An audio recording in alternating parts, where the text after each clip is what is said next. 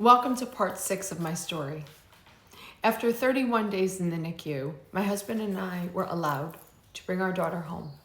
She came home with a tracheostomy, and they never ran genetic tests in the hospital, in the NICU. That wasn't their job.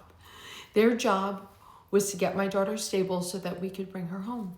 They did that, and they did an excellent job. No issue with the hospital whatsoever. Once we got my daughter home, we went for genetic testing on our own. Now, I do not claim in any way to be any type of a genetic expert. I know what I know because I have no choice but to know. They told me they ran 3 tests. They told me the first 2 came back normal. Have no idea what they were. It was the third one. The third test that they ran was a chromosome map. All right? You have 23 pairs of chromosomes. And if you look at a pair of chromosomes, they kind of look the same. Like one might be straight and one might be a little bit bent, but they're roughly the same size. For me and my daughter, on pair 14, one's regular and the other's a little piece. Pair 5, one's regular, the other is super long. The piece of 14 chromosome translocated stuck to 5. Now, the ENTs do not understand the genetic side. Geneticists don't understand the ENT side. Me and both my daughters, yes, there's 2 daughters, we'll get to the other one later, we live right in the middle of that. What the geneticists hypothesize, what they think happened, is for some reason, where that gene is broken causes the message to not get from the brainstem to open the vocal cords. So they're paralyzed closed, and they block the airway. When my genetic counselor found my genetic mutation, she called me, she had me come in, she went over everything with me.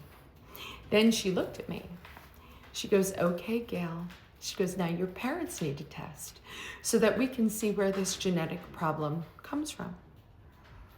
Now, I told you early on in my story that I found out in January of 2025 that the man who raised me is not my biological father. Now, I am not 100% sure if he knew that or not. Now, if he didn't know, he'd absolutely know after taking a genetic test. Now, I didn't know. If he tested, well, then my genetic counselor would have seen he was not my biological father. She would have told me. So I called my mother. I have a very difficult mother. I called my mother. I explained to my mother what the geneticist found. Then I said to her, I'm like, Mom, you and Daddy have to go get tested now, see if you have this gene. And immediately, she was like a ninja. Immediately, she goes, we don't have it. Now, did any bells, whistles, or red flags go off for me like, oh God, she's hiding something? No, absolutely not. My mother is difficult. She's difficult every day. I'm like, all right, she's being a pain in the ass like it's a regular Tuesday. I'm like, all right, we're gonna try this again. So this time, I'm not gonna pose it as any type of a question. I literally had to talk to her like she was a 4-year-old. I'm like, Mom, I'm not asking you if you want to go get a genetic test. That's not even remotely what I said. I said, you have to go get tested and see if you have this genetic problem. You have no choice.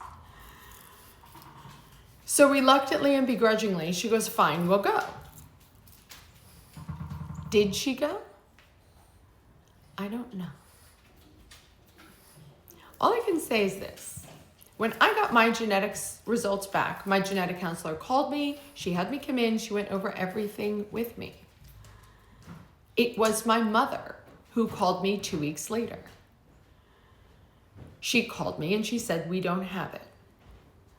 Now, you have to understand where I was. We are talking about 19 years ago.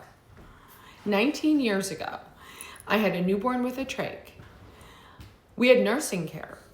I had nurses in my house 12 hours a day. We got nursing care from the insurance company because not only did I have a newborn, I had a newborn that I had to maintain her airway.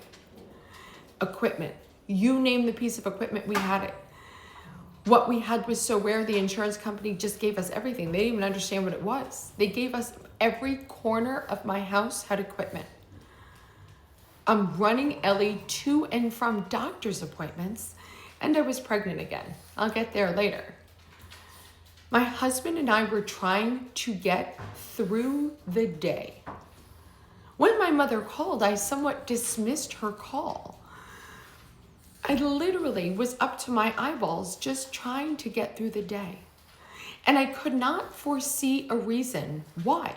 Why wouldn't she go for a genetic test? Me, her daughter, I'm going through the hardest thing I've ever gone through. Her granddaughter requires a trach because of it. What reason would she have for not going? She said she didn't have it. I believed her. I never saw anything.